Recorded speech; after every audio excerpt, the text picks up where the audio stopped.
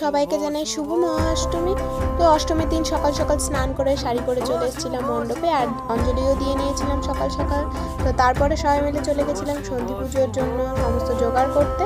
তো সেদিন এসেছিল নিরুপমাদি, আর এখানে চলছিল অষ্টমী পুজোর ভোগ আরতি।